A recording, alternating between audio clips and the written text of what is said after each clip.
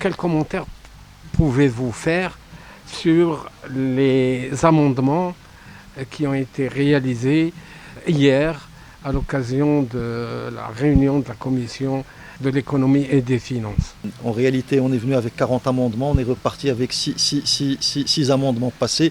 On peut dire que c'est déjà pas mal, mais on peut dire aussi qu'on n'a pas atteint tous les objectifs qu'on voulait. Mais dans l'absolu, on est assez content d'avoir pu contribuer à passer ces quelques amendements, dont les principaux sont en premier lieu 2 amendements pour protéger l'industrie nationale, car c'est un petit peu ça notre premier objectif.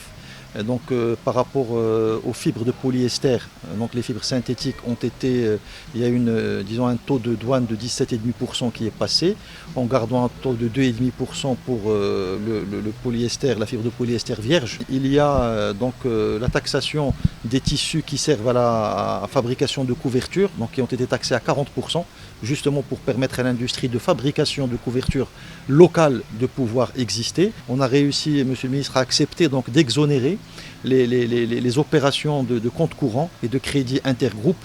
Autre chose aussi de très bien pour le monde des médias, c'est qu'aujourd'hui, dorénavant, les radios nationales pourront profiter du fonds qui est créé pour l'aide à l'audiovisuel d'une manière générale.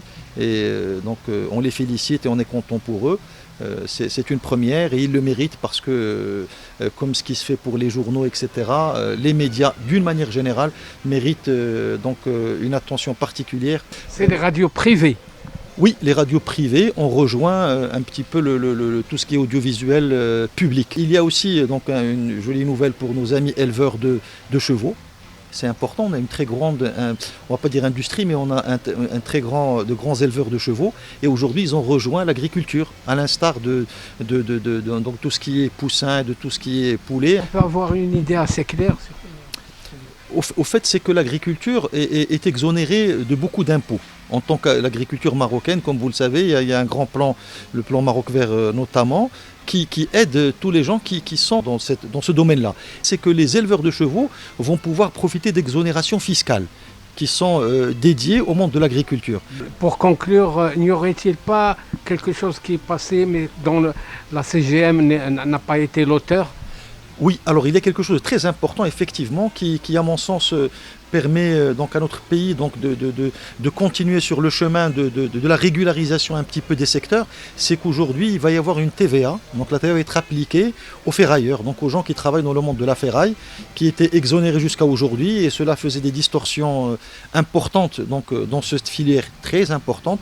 أنتم رئيس اللجنة ديال المالية والاقتصاد بالغرفة الثانية أمس صوتوا على التعديلات. بالنسبة لكم شنو هما أهم التعديلات اللي كانوا؟ هذه السنة كان تم تقديم 202 ديال التعديلات اللي تقدمت بها الفروق والمجموعات، وكان نقاش مهم بالأمس داخل اللجنة. في الأخير تم قبول 25 تعديل.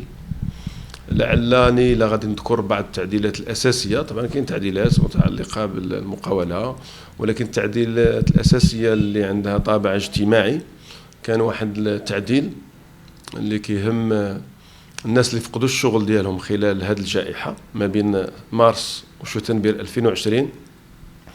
دارت تحفيزات بالنسبة للضريبة على الدخل خلال السنة المقبلة 2021 باش يمكن تحفيزات باش يمكن يعاود يلقاو الشغل ديالهم. هذه فئة مهمة عانت خلال هذه الجائحة، وأي تسهيل باش يمكن يرجعوا للشغل ديالهم طبعا كيكون مهم. بحال التسهيلات يعني بحال دابا جا واحد الإجراء جابت الحكومة بالنسبة للناس اللي كيقلبوا على الشغل أول مرة، دارت لهم الإعفاء من الضريبة على الدخل باش يمكن تسهل لهم الولوج ديالهم سوق الشغل. هذا الإجراء زدناه درناه لهاد الناس اللي فقدوا حتى هما الشغل خلال الجائحة، طبعا خلال فقط 12 شهر ماشي 36 شهر بحال اللي كيقلبوا على الشغل أول مرة.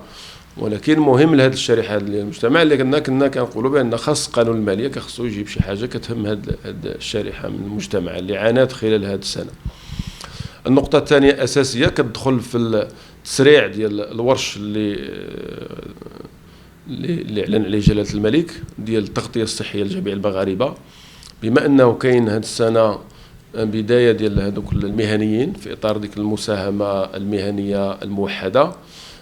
كان تعديل باش إدخال حتى المقاولين الذاتيين في هذه المساهمة التكميلية باش يستافدوا تما ابتداء من بداية السنة في التغطية الصحية، وهذا أساسية بالنسبة تنتكلموا تقريبا واحد 250 ألف مقاول ذاتي. ثم كاين إجراءات أخرى تتعلق بالشركات، كاين إجراء يتعلق بمجال السمع البصري، لأنه دخلنا واحد التعديل كيهم يعني أن حتى الإذاعات والتلفازات واللي المنتجين في المجال ديال السمع البصري ماشي فقط العمومي ولكن الوطني، يعني باش تدخل حتى الاذاعات ديال القطاع الخاص يمكن يدخلوا في ذاك الاستفاده من الصندوق الوطني اللي كاين، الصندوق ديال دعم المجال السمعي البصري. اذا بعد هذه التعديلات مشروع القانون الماليه ديال 21 اصبح الان بين يدي الغرفه الاولى اللي غادي تبدا في اخر مرحله ديالو قبل التصويت النهائي. غدا ان شاء الله كاين تصويت داخل الجلسه العامه مجلس المستشارين. لابد ان اشير بان واحد العدد كبير ديال التعديلات ما قبلتهمش الحكومه.